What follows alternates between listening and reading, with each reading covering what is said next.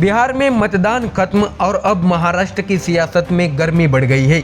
BMC चुनाव की हलचल तेज हो चुकी है और बीजेपी ने मुंबई में संगठनात्मक फेरबदल कर साफ कर दिया है कि अब उसका फोकस सीधे सत्ता के नगर दरबार यानी बृहन्मुंबई महानगर पालिका पर है।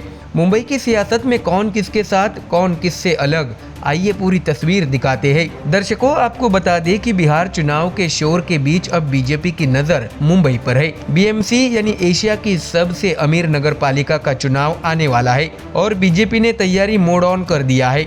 मुंबई में बीजेपी ने बड़ा संगठनात्मक फेरबदल करते हुए 4 नए महासचिवों की नियुक्ति की है। राजेश शिरवाडकर, गणेश खापरकर, आचार्य पवन त्रिपाठी और श्वेता पारुलेकर। ये नियुक्तियां मुंबई बीजेपी अध्यक्ष और विधायक अमित साटम ने की है ताकि पार्टी चुनाव से पहले संगठन को बूथ स्तर तक मजबूत कर सके।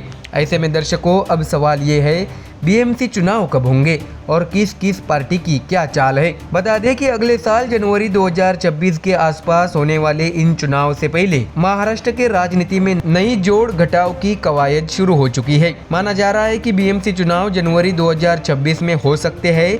इस बार तस्वीर दिलचस्प है।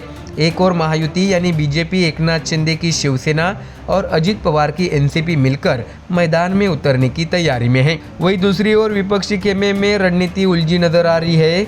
महाविकास आघाड़ी यानी एमयूए, उद्धव ठाकरे की शिवसेना, शरद पवार की एनसीपी और कांग्रेस एकजुट नहीं दिख रहे हैं।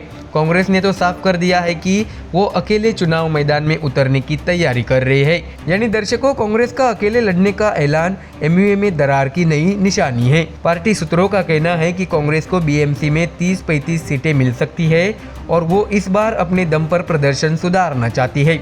उधर उद्धव ठाकरे और राज ठाकरे के साथ आने की चर्चाएं भी तेज है।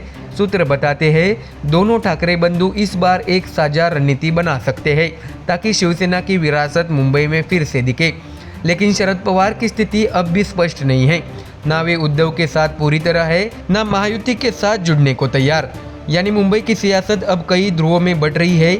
महायुति का फॉर्मूला क्लियर है, बीजेपी, शिंदे प्लस अजित पवार। मगर विपक्ष में समीकरण बन भी रहे हैं और टूट भी रहे हैं। ऐसे में दर्शकों, बीजेपी के लिए बीएमसी चुनाव किसी प्रतिष्ठा से कम नहीं है। पिछले 2 दशकों से शिवसेना के कब्जे में रही मुंबई महानगर पालिका को बीजेपी अब अपने बूथ प्रबंधन, संगठन और जनसंपर्क के दम पर जीतना चाहती है। अमित साटम का संगठनात्मक बदलाव उसी मिशन का हिस्सा है। नए महासचिवों को जिम्मेदारी दी गई है कि हर वार्ड में बीजेपी का जनाधार और डिजिटल आउटरीच दोनों मजबूत करे। तो दर्शकों, बीएमसी चुनाव की सियासत सिर्फ वार्डों की नहीं, ये मुंबई की शहरी सत्ता की जंग है। एक तरफ बीजेपी पूरी ताकत झोंक रही है, दूसरी तरफ विपक्ष अपने नए पुराने रिश्ते जोड़ने की कोशिश में है। ऐसे में दर्शकों, 2026 का मुंबई चुनाव यह तय करेगा कि माया नगरी का दिल किसके साथ है, विकास की राजनीति या गठबंधनों की गणित के साथ। ऐसे में मुंबई की सियासत में अब बड़ी हलचल शुरू हो चुकी है। बीजेपी का मिशन बीएमसी और विपक्ष के अंदर समीकरणों का मिशन सेटिंग।